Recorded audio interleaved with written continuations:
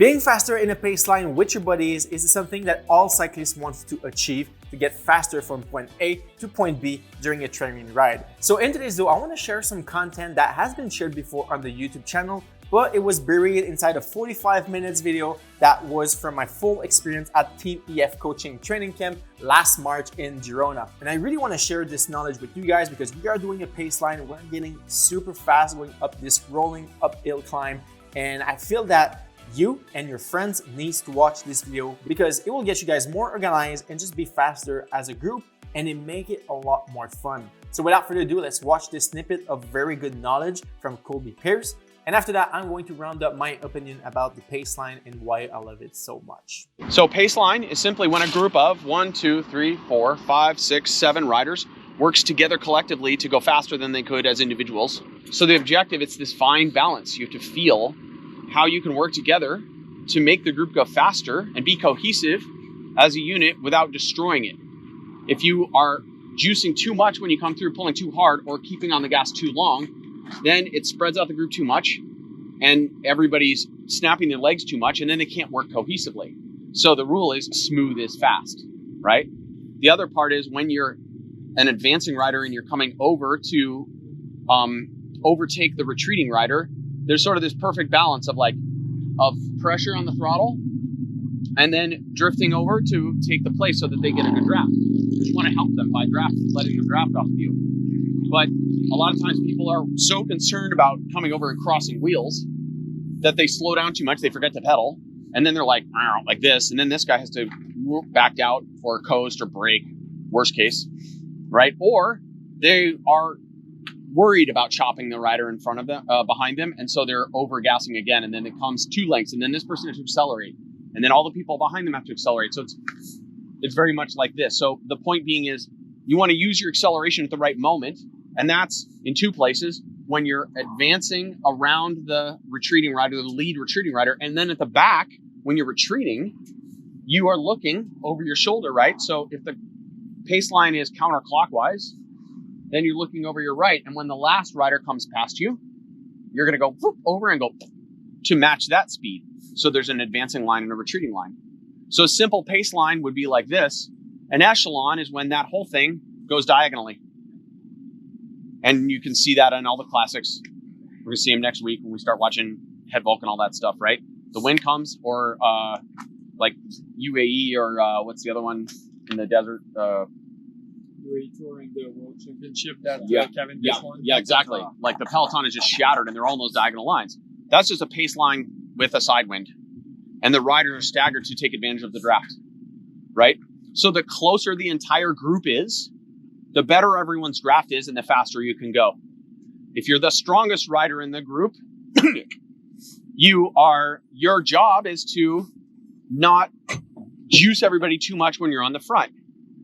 And when you're the least strong rider in the group, your job is to be as smooth as possible and squeak through just at the right moment and then focus on recovery. Now, when the wind is solid in our faces, you can start to change how fast the pace line moves based on a couple things. One is how strong you are.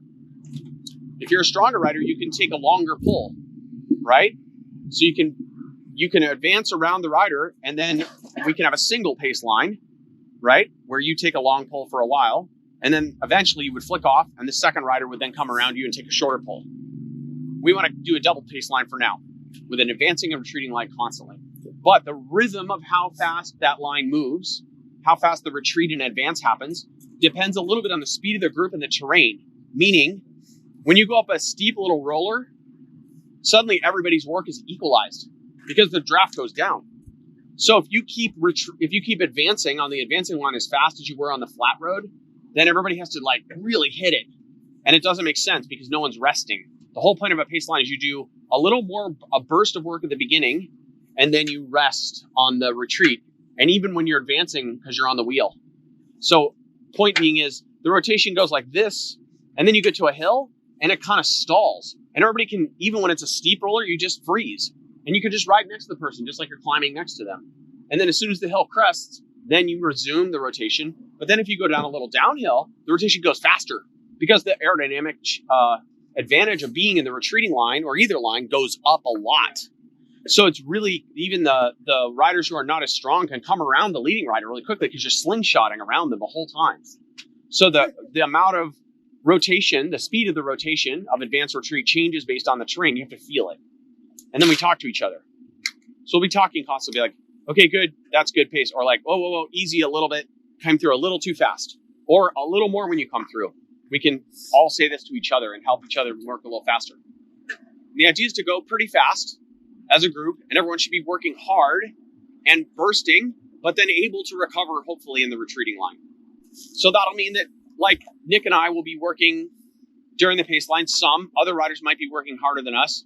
We'll maintain that for a few minutes, and then if things kind of explode at the end, then cool, whatever. I have a question. Answer. 42. At what point, how many riders do you need so it become more efficient to go for that double line rather than a single line? That's a good question. Maybe it depends a little bit on the riders and the conditions, but I would say like 6 is kind of a minimum for like a pre-repeating. Yeah. When you got 4 riders, you kind of are in a mode where you're like taking a little bit longer pull and becomes a single pace line. Yeah. That's kind of around the threshold, I would say. 6. Yeah. Like you're establishing a breakaway, you're in a breakaway, and you're really trying to make ground on the peloton. Yeah. Is that fair? Or no, like you're gunning it to the final climb. Okay. And then the end of the race is at the top of the climb. Okay. So, you all work together to get to the base of the climb, and then if you want to nuke it up the last schnack, nuke it and try to set a good time. All right. So that's kind of the idea. If you get dropped, it's probably better to get in the van because we're going to be going fast. Unless you're like... Or if the group comes apart, look around. Maybe it becomes 2 pace lines, and you work with other riders. Yeah, that's fair, right? And keep it rolling. Yeah, work with other people. Yep. One question I have is clockwise versus counterclockwise. Depends on the direction of the wind. Good question. Mm-hmm. Yep. So if the wind's coming, which way? Always Yeah. pull into the wind. Always pull into the wind. So if the wind is slightly from the left, then you're going to be retreating, advancing. You want to be sheltered when you're going backwards? Yeah. You want to be sheltered when you're going So backwards. clockwise. Yeah. Because then you're fighting the wind into as you're accelerating, right? Got it. You're always protecting the people that are working. That are accelerating or that are advancing. Yeah. Good. Yep. And sometimes that can become a point of discussion when you're in like a wind where it's like slightly changing by 3 or 4 degrees, or the road is doing this. So the pace line changes direction quite a bit sometimes.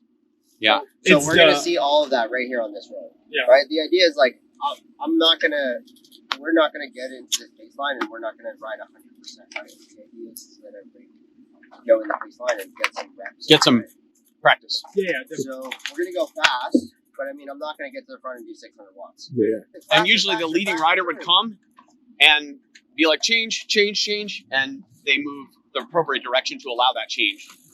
That's kind of how it would happen a lot of By the times. way, if I yell faster turns, that doesn't mean increase your speed. It means That means get out stay on the front. faster. It means stay on the front less time. So on that point, Immediately rotating out. You guys are going to We're fall gonna out. We're actually going to feel it out. I don't know what this wind calls for. Yeah. I got to get riding in it. Like, I can't predict. You guys will let us know. we'll let you know. We'll talk to you the whole time. Perfect. Yeah. But be advised, like a fast turn might be like you're in the wind for 3 or 4 seconds. Yeah. Right? A longer pull, you could be in the wind for 8 to 12 seconds. Right? That's pretty close. It's pretty short, whatever. Very short And pulse. then the Yeah. other thing too is It's a if you very hit an dynamic incline, exercise. If we hit a steep incline, that doesn't break up the whole pace line. You don't go blasting by the people Right. that are on the front. You pause, Relax. and you hold, and the rotation stops, and just go up the climb and keep in touch with your teammates, right? And then as it levels out, then we start rotating again. Yeah, you just kind of pause where you are. If one rider moves or whatever, it's not a big deal. And the idea is you look for the changes on the road. So you read the terrain and you say, okay, like, I need to change here because this is a great place where if I come in with fresh energy right now, the group will get a bunch of momentum and a bunch of speed. Yep. Right?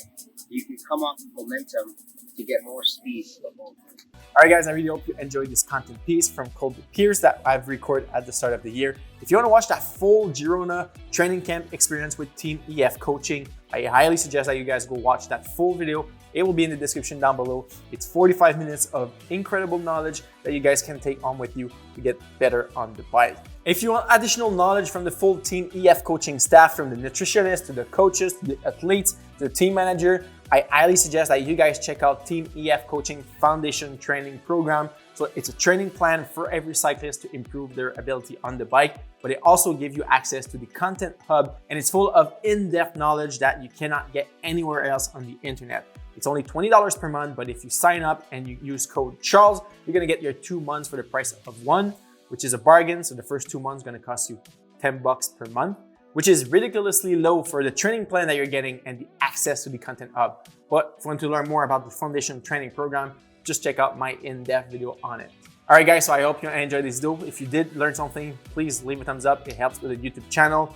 Personally, I am a big fan of the pace line. I love to rotate with the group. I just feel it's so much fun, and we can just bring the average speed up during our ride, which is kind of like the goal all the time, to go as fast as possible from point A to point B during a training ride, all while having fun and playing games with your buddies. If you enjoyed this video, please don't forget, leave a thumbs up, subscribe if you aren't already.